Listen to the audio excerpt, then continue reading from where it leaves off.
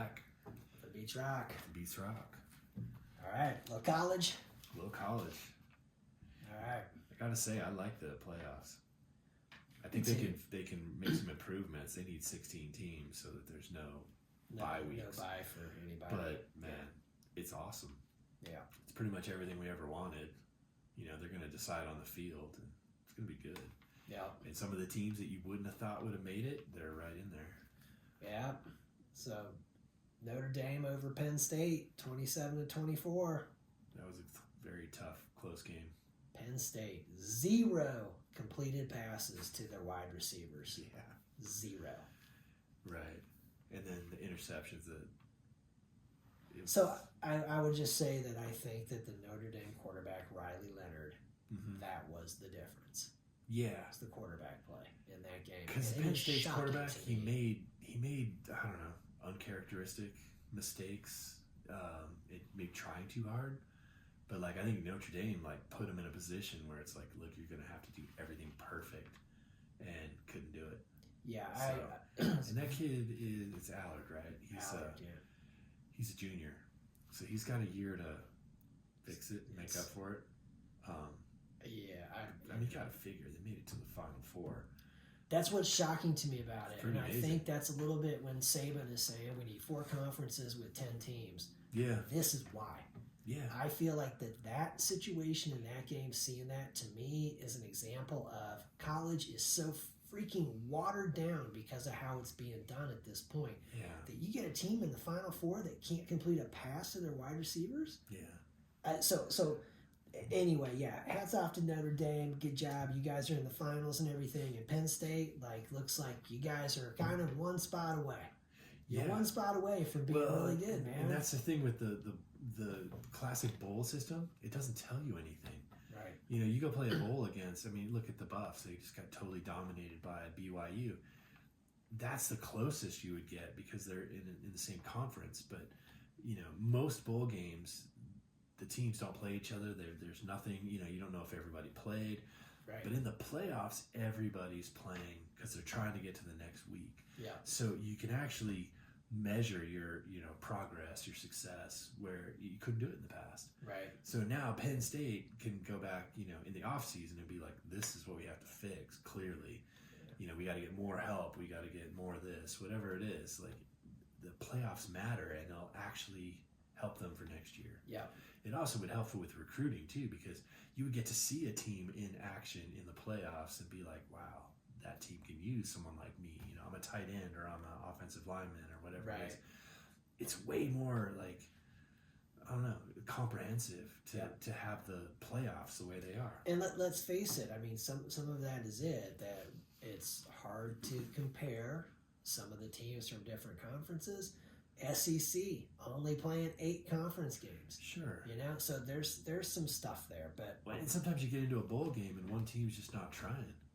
Yeah. It's like, well, did they really get everything? But no, Penn State gave it everything they had, and it wasn't enough. Yeah. Texas gave everything they had, it wasn't enough. 1 yard short, man. Yeah. They had 1st and goal from the 1. Yeah. Ends up going for a touchdown for Ohio State the other way. The other way. Just the Keystone Cops kind of comedy. Yeah. It was just like, wow, that ball bounced perfectly into his hands. And it didn't look like he was going to run more than 10 yards. Next thing you know, he's at the 10-yard line taking it into the end zone. It's like, man. And nobody got him. Coming away from that game, Ohio State, it's like, look, their offensive line is great. Their receivers are great. Their running backs are great. Their defense is great. Their quarterback has all day to throw the ball. Yeah. All day, man. Howard. Yeah. And I was not impressed. Ohio State won and everything. But, I'm watching Penn State, Ohio State, and I'm thinking, can you imagine if they had Shedeur? My God. Oh, they would be, they did great, but it's just like, man, you put that guy on there? Yeah. Because their quarterback play on both those teams is weak. Howard is so, and let's take that straight into Notre Dame, Ohio State. Overall, Ohio State favored by 8, 55.3% chance to win. Right. The only thing is, Riley Leonard is better than Howard. Notre Dame has the better quarterback in that game, and I think that gives them a puncher's chance. Right. That it's like, yep, probably if you take a look at O-line, wide receivers, defensive line, the whole everything Scheme, else, everything. you're probably like, okay, Ohio man, State the looks edge better. goes towards Ohio State. Right. But, and Howard, he's obviously not the Penn State guy, not completing a pass to the wide receiver. So it's probably going to be enough. I'm going to pick Ohio State. I think it's going to be enough.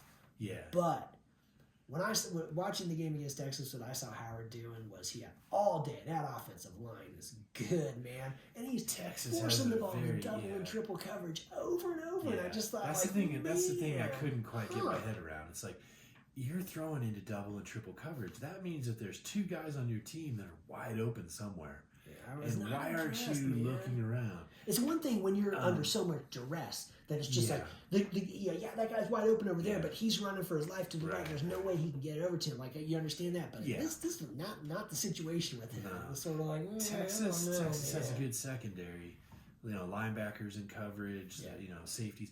So that made it harder on the quarterback, but still it was like, how many times did he throw an almost interception? You're like, man, he completed some into the double and triple coverage, but overall, every time he was throwing, boy, man, like if you're sitting down there with the quarterbacks coach, is he like, yeah, that was where to go? Is he going, hey man, that's you exactly, gotta go through your progression, look over here, wide open, and the thing was the protection was so good. So he had good. A lot of time, man, that it was just like. But there was a lot of times where there'd be a running back that would just run out into the flat, wide open.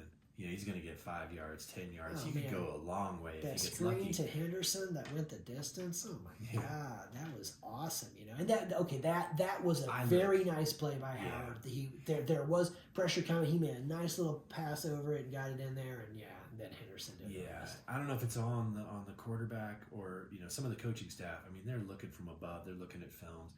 Like, somebody needs to be like, look, don't go for your first option every time. Like, there's other people they have to be wide open. I mean, there's just not enough people on the field for the defense to double cover everybody. Like, it doesn't work. I'll show you some Jameis Winston highlights on locking onto your receiver as to what happens when you do that. Right.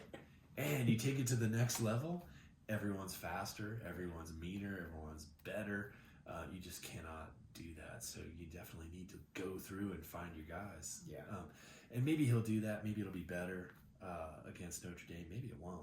They have a pretty solid defense as well. It's crazy because, I think Ohio State, I'm going to pick Ohio State, but if Notre Dame beats them, to me it's going to be like, that quarterback play, I think, is going to be an advantage for Notre Dame. Yeah. But overall, I also think Ohio State, because one of the things... They're stronger than Penn State, you know what I mean? Yes. And it's sort of like, and Notre Dame, they squeaked that out, but you're thinking, boy, man, that easy could go the other way, and you just think Ohio State. Well, I think, if Penn State made some better decisions at the quarterback position, they could have won that game very easily. God, they had the ball trying to drive to kick the game-winning field goal, and he just chucks it up for interception. You're just like, oh, dude. Yeah, and then when they get to the final play and they're throwing it around laterally, I mean, he threw it like 50 yards sideways, like completely out of bounds on the last play. It was like, what was that? This one you can throw an interception on, man. That other one you can't. No, you can't throw this out of bounds. So I thought Ohio State against Texas, they did a lot of damage to themselves. Bad penalties at bad times. They were rolling until that penalty on Henderson. So I think changed the momentum. Ohio State cleans that up a little bit, and they roll Texas. Yeah, Ohio State, they're just churning out NFL dudes on that team. So is Texas, though. I mean, Texas is just they've got tons of players. I thought Ohio State they could clean up quite a bit, where I don't know that Notre Dame could clean up all that much against Penn State. So it just seems like Ohio State's the better team. Yeah, we're on Ohio State. Yeah, but I think you're right. Quarterback Notre Dame could be the difference. He might be the difference. And if Ohio State shoots themselves in the foot enough times, they'll give Notre Dame a chance. Yeah. So I do think Ohio State pulls it out in the end of the day. Yeah. All right. That takes us to a little pro ball. Yeah. Little wild card recap. AFC, well, let's just get it over with. Yeah, the AFC West. Bills 31, Broncos 7. The Broncos, what their biggest problem is their offensive line and the lack of being able to run the ball. Yeah. They only had the ball for 18 minutes. Yeah. I mean, 2-1 time difference. And when they needed to run the ball, they can't do it. They can't run the ball to get the first down. They can't get 3 yards on any given play. They need to run the ball to keep the ball out of the Bills' hands. Yeah. They can't do it. It's all down to throwing the ball, which means that everything falls on your rookie quarterback. And at some point he's just not going to be able to shoulder that load. Oh yeah, they started off incredible. I was like, wow, but that was kind of like the Bills weren't quite ready. All of a sudden they're like, whoa, these it was guys crazy came to though, play. because it was up to halftime for a close game, and it was. They missed the field goal that hit the post. It's like, oh man, it could have been 10-10 at halftime. Right. The final was crazy just because the total yards were Bills 471, Broncos 224, and the Bills were balanced. They had about it was about half and half between the run over and 200 pass. yards rushing. Yeah, and just by the Broncos D, it was like, hey, they're out there too much. Oh, 41 minutes. Yeah, you really need that offense to. Yeah, that's the other thing the running game will do something. is it'll give your defense more time to rest. Yeah. And the Broncos have not had a real running game since Gary Kubiak was here and Mike Shanahan before him. I don't know why they can't do the math, and because you also need to protect the quarterback as well, but they haven't had a true running game. It's amazing how many of these coaches will abandon the run pretty quickly. Right. Well, we've seen it for 10 years, I guess. Yeah, because when you're sitting there at a 10-7 halftime game, man, you can start that second half just the way you did the first half. You don't have to think we got to abandon the run. You got to think, run the ball. And if you can run the ball and you can eat up time, you're just limiting the other team's chances to catch up or to score. Yeah. And it's just, I don't know why it's not a priority. Well, when we go, it's going to help the passing game too. So the Ravens-Steelers game. So the Ravens win this one 28-14. Right. Okay. So it seems closer to the Broncos. The yards and stuff in it were about the same, man. Ravens 464, Steelers 280, and the Ravens had 249 yards rushing.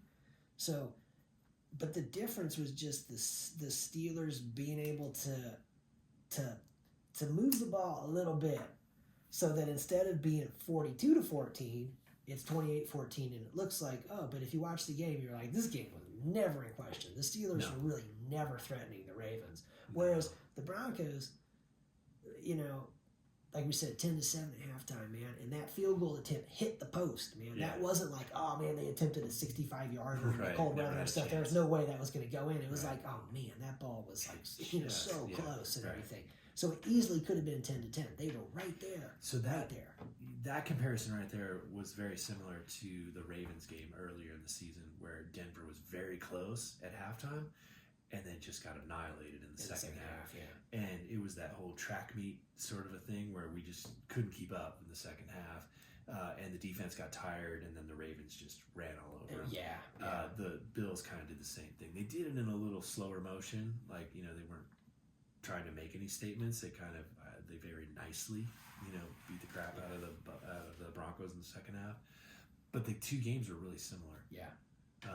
Because you need that offense in that second half to be like, you've got to do something. When you get it, you can't go three and out and everything 4 times in a row. Yeah, and using hardly any time. You've got to get your defense a rest. You've got to be able to move the ball. Even that's the thing. Even if you're starting at, say you're starting at your own 20, your own 30, but you move the ball to midfield. You pick up a couple first downs. You use some time. When you punt the ball down there, they're deep in their territory. You got a chance to pin them back there and everything, and thinking like, man, picking up those first downs and giving your defense some rest is really huge here and everything. But if you just go 3 and out and they're just right back out there, man.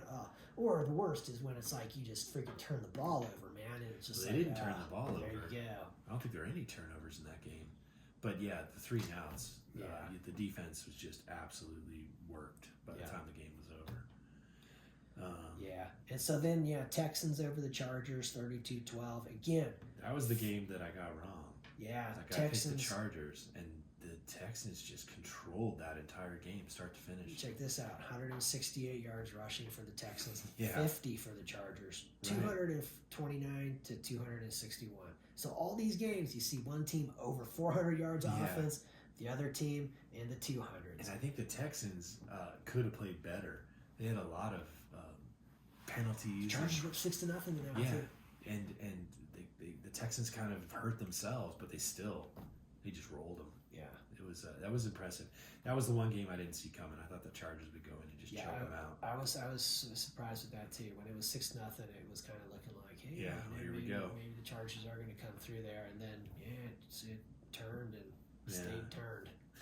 Yeah, they looked defeated by the time we got to halftime. Herbert, he had 4 interceptions. He's got to be injured. And that's what something seems off by him, and he's been battered pretty much all season. But something looked wrong. Yeah. But 4 interceptions for the Chargers, and the Broncos. Hey, they made the playoffs this year. Yeah, the Broncos haven't made it in 10 years. So that is one good point. They haven't made it in 10 years, so the whole thing of they're playing with house money. It's like, you're playing with house money, but the house always wins. So even though the Broncos were there, the Bills pretty much took care of them. The Broncos, they've got some work to do. They definitely have to do some work with their offensive line, more protection, and get a better running game. They've got to be thinking about where they were a year ago at quarterback to where they are now at quarterback. They've got to be pretty happy with the quarterback. Oh, no, they should be, they should be really happy because somebody like Bo Nix, he could get better next year, and he could play for 10 years on this team, and they could ride that, but they do need to help him. You can't have him running around. He needs a running game. If he has a running game, he's already shown he can throw the ball. He's very accurate. He can run all over the field. Throws that deep ball nice, man. Yeah. He's dropping that in there a bunch, man. If he, you put him in that same category with someone like Shedeur Sanders, if he has time to throw, because of a good running game, it's going to be even better. Yeah. So I think there's a lot to look forward to. Yeah. And, it's a bummer they didn't play better, but the Bills were a better team. Yeah. So let's see. All the AFC games, that's kind of funny you pointed it out. They played them all first. Yeah, they played those 3 first, and then they came and with then all the NFC games later. Yeah. They're not going to do that next week. It would be kind of funny if they did that again, because then the AFC would get an extra day off for each round. Right. But for whatever reason. So the Packers at the Eagles. Yeah. We both had the Eagles, right? Yeah, we both were on the Eagles. This game was fairly even, right. Other than the Packers' 4 turnovers. It was 290 yards for the Eagles, 302 for the Packers. Right. Rushing yards, Eagles 169, Packers 107, and Eagles 22-10. But it was those turnovers by the Packers just doomed them. Almost trying too hard. Right. Watch that game. It was the Eagles turnover just seemed first play of the game. Yeah, the first play of the game. Yeah. They just seemed like they were just not on cruise control, but they were in control of that game. Yeah. And the Packers were just flailing around doing everything possible to compete. And the turnovers, they kind of messed themselves up. Yeah. They weren't quite ready for them. Yeah. But I think the turnovers are a little bit why the total yards look even and everything. Because, when you get the ball at the 20, midfield, you only have to go 20 yards to score. You don't have to go 80 or 70 or whatever. But, They kind of took some yardage away from the Eagles, but they got points. Yeah. And that game, 22-10, but it never felt like it was. There were points where you thought the Packers could get in it. Yeah. But then they wouldn't. Nah. So you never felt like the Eagles were really in trouble. In trouble. Yeah. They were just in control of that game the whole time. They handled it very well. Yeah. Let's see.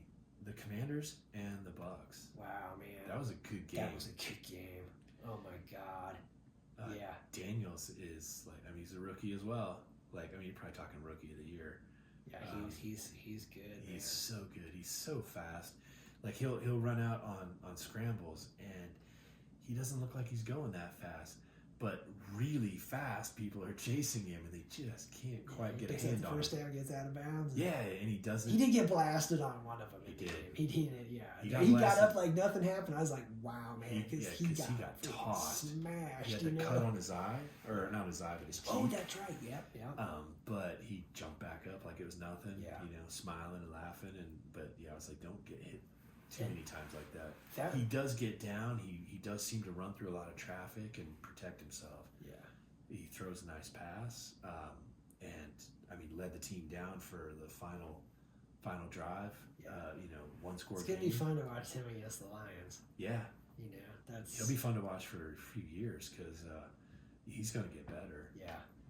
And Baker Mayfield, he played great, but he had the one turnover that was just crucial, Yeah. and so they end up losing 23-20. Yeah, that was a weird one too because they couldn't quite tell. Was he gonna hand it off to the wide receiver that was in motion, or was that a fake and he was gonna pull it back and hand it, but it just knocked out of his hands and that was the end of it. Yeah. So I don't even know. I didn't hear any. That was so unfortunate from the team. for that to happen because Right. he had really made some nice plays in it, Oh, and then yeah. for it to go down like that, I was like, oh man. It looked like they were going to finish, and then that turnover took it away from him. Yeah. Yeah. That was a bummer for him. But it was interesting because both previous Heisman Trophy winning quarterbacks, and both playing great. Yeah. That was a fun game to watch. Yeah. Then that led us to the Vikings and the Rams. Yeah. 27-9 Rams. Yeah, I had the Rams. I just thought that they were on a roll, and the Vikings, they got hammered the week before by the Lions, and they didn't seem to recover. Boy, Sam Darnold was just cruising along. Yeah. Things were looking great. And For 16 weeks. The last 2 weeks, it all just blew up. The game against the Lions where he could not complete a pass in the red zone, Right. that was bad. And then in this one, it was got just sacked like 9 or 10 times. Oh my God, they were just all over him.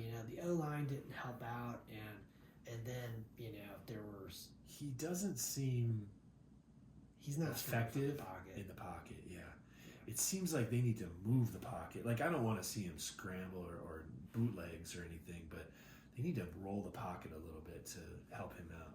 Yeah. He can't just stand there. Because the Rams he just definitely teed seemed off to be on like him. shell shocked because we were talking earlier. There was one. I think it was Troy Aikman was doing the game, and there was a wide receiver screen to Jefferson, and the screen was set up perfectly. It was wide open, and Darnold just didn't throw it to him. Right. And he was commenting it just like I don't know why he didn't throw it, man. Like that is the play that was called, and it's like he's open, man. Right. And maybe it just looks different when 300-pounders are jumping maybe on you. after you've been sacked freaking 8 times, you're sort of like, I'm not even sure what Right. So I think he definitely didn't help himself. His future is a little cloudy now because he was looking like, hey man, he looked like he was going to be in charge next year, and then McCarthy would like sit and watch and learn. Now maybe not. Yeah, maybe not. 2 weeks in a row, it's like wow, his stock, like I don't know, it's very and questionable. You remember I picked them to finish last in I that did division. too. I thought they were going to be a first fucking pick of the draft kind of thing, I was right there too. I didn't pick them to win anything.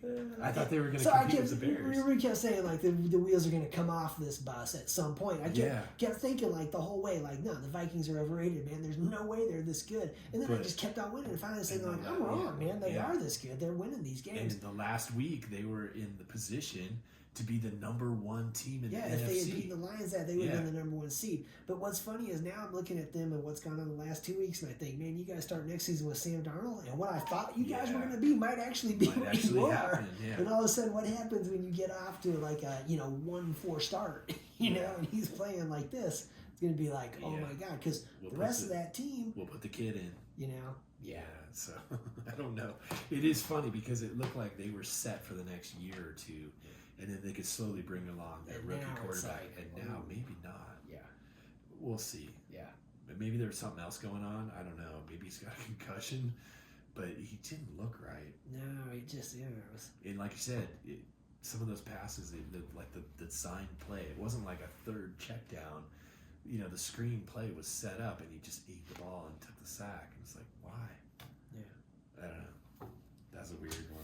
Yeah. The Rams, they roll on that one. They look too strong. I think the Rams started off slow with injuries, and they slowly gained, momentum. Yeah. The NFC West was just a meat grinder. Yeah.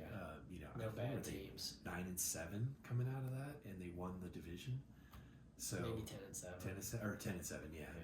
So not like awesome. Yeah. Not an awesome record, but with that division. But with that division, like all the teams were within like 2 or 3 wins of each other, so it was tough. Yeah. They could yeah, I don't know. They can give the Eagles some trouble this week. We'll see. So that takes us All to, right. we already talked about the college national championship game. That'll be fun. So we got the divisional picks for AFC the NFL. and NFC. Yeah. Right. We'll start off with the... Got a little Chiefs Texans. Yeah. All right. I'm going with the Chiefs. I got the Chiefs as well. Playing Arrowhead. But I think it's going to be a whole lot more interesting than I thought it would have been last week. Yeah. Because I didn't think the Texans had it in them. They handled the Chargers, and the Chargers are a solid team, top to bottom. Grind it out, just, not give you any possessions. Yeah. They just handled them, and they made a ton of mistakes. So if they can iron out any of those mistakes, they're going to give the Chiefs a run for their money. Well, but playing in Arrowhead, it's in Arrowhead. It's going to be tough. It says it's supposed to be 24 degrees. Yeah, right. The Texans are indoors. Thinking, the Chiefs are favored by 8.5. Right. Okay. I don't know. Vegas has not been paying attention. The Chiefs have been winning games by 1, 2, 3. Not 8. And the matchup predictor says the Chiefs 62.7% chance to win, and that seems reasonable. I'm counting on that Andy Reid knew what he was doing by getting his guys some time off and everything, and that they're going to be ready to go. Yeah, they've like you said, they've had that blueprint for the last 3 years, and it's just like maybe a little boring at times, but this is the time of year when it all seems to pay off. Like they're not showing a lot on offense, and then all of a sudden in the playoffs, it's like, wow, like they look pretty good. Like, everyone looks rested. Yeah. Mahomes isn't getting hit in for the past couple weeks. Well, he's been off, but the last game he played in, he didn't get sacked. Some of the changes they've made there, have started to help. Pay off. You can kind of see what things could look like. You just give him some adequate protection, and it's like, whoa, So, I'm going to go with the Chiefs. Mahomes, adds to the legend. And they're going for 3, so... Never been done. Yeah, I don't think the Texans are going to get in the way of that. But I think they'll make it interesting, but they won't get in the way. Yeah, it should be a tough ball game. Yeah. All right, then we're going Bills-Ravens. Yeah. In Buffalo. This looks like the toughest matchup of the weekend. Yeah, man. Like, I could see either team winning it.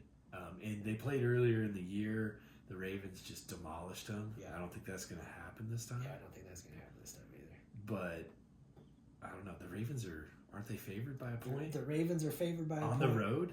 On the road. The Bills have a 50.3% chance to win. So that means the Ravens have a 49.7% chance to win. Coin toss. And it's going to be 16 degrees at kickoff. Yeah. That's going to be a tough game. I'm going to pick the Bills. Because I don't think mainly riding that it's in Buffalo. It's in Buffalo. I think they cruised last week over the Broncos. Although the Ravens cruised over the Steelers, so it wasn't like either of them had to dig deep. But it's a home game. It's in front of their home crowd. I think that's the difference. Right. I mean, I'm 50-50. I'm going to go with the Bills, too. Yeah. I don't think the weather's going to be that big a deal for the Ravens. They're not from the South or, right. They're not the Dolphins. Sunshine. Yeah, exactly. They're not a Sunshine State team. Yeah. So they're used to playing in some harsh weather. Maybe not Buffalo weather, but close. All right, so we're both on the Bills. I think the Bills will pull that one out. Okay. But I still think that's probably the toughest matchup of the week. Of the matchups, I mean, there's all these are good matchups, but that one is just like, whoa. That's the one, yeah. Coin toss. Yeah. Like if one team just gets it going, then it might be hard to stop them. Yeah. So I don't know. That'll be the most interesting game, I think. That's. So Rams at the Eagles. All right. Well, this one has surprised me because it's at Eagles, and the Eagles are favored by 6.5, and the matchup thing gave them a 65.4% chance to win. The only thing, I'm gonna pick the Eagles, but the one thing that makes me question it a little bit is the quarterback in this one. Is that it's like, Stafford's won a Super Bowl, man, and he's playing well right now. I guess that's the thing. Like, what happens to the Eagles, if that run game, or I'm just gonna say when that run game gets stopped, what's gonna happen to them? Right. Is Hurts gonna be able to pick it up? And they've got some great receivers. Yeah. Is Hurts gonna be able to do that, or is it gonna be like, And with the Rams, that's just one thing I sort of look and think, Stafford, but it's going to be in Philly and everything, and I'm going to go with them. Just overall, I think the Eagles will win, but I think so too. I think the Rams could make it very. They could give them a game, but and I didn't look to see what the temperature would be on that one, but I definitely think playing in Philly is, I think, a big advantage for the Eagles. It's a hostile place to play. It's hostile, all that craziness, and the weather makes me kind of think that And the Eagles didn't just like back into the playoffs. I mean, they quietly had one of the best records. Yeah, they're strong. They're strong. They're at home. I think that'll be the difference. Yeah, I think the Rams are not a pushover in any way. No. I mean, I don't think the Vikings are a pushover either. They just dismantled the Vikings last week. But yeah, they've got experience. I mean, the Super Bowl win just a few years ago. But yeah, I still think the Eagles. All right. And then that takes us to the Commanders at the Lions. Commanders. Oh man, this one. I'm going with the Lions, and they're at home. They have 73% chance to win, and they're favored by 9.5. I think that's way overestimated. And if there's a weakness on that Lions team, it's that defense. The defense. And with Daniels and that Commanders offense makes me think, man, this team is kind of equipped to handle this, Yeah. He's amazing. Like for a rookie to play at that level and to have like total command of the offense, they're running around. He doesn't look lost ever. He looks like he's in total control, ready to call whatever play. If it doesn't work, he can run, but it doesn't seem like he wants to run first. And when he does run, he's so smooth. Like he's running half speed, and just running away from people. Right. He makes good plays. I don't think he's going to overcome the Lions because the Lions, even though their defense is their weak link, they just seem to have the next man up mentality, like where they dismantled, even worse than the Rams beat the Vikings the week before the Lions did. Daniels is not Darnold, man. I know he gets down the red zone. They're going to be getting in the end zone. It makes me think like, he's this hard guy. to contain. Yeah. The thing about Daniels is the thing that scares me about every running quarterback is one hit changes the whole team. Yeah. Like if he gets injured, if he gets knocked out, the Commanders are going to get smoked. Right.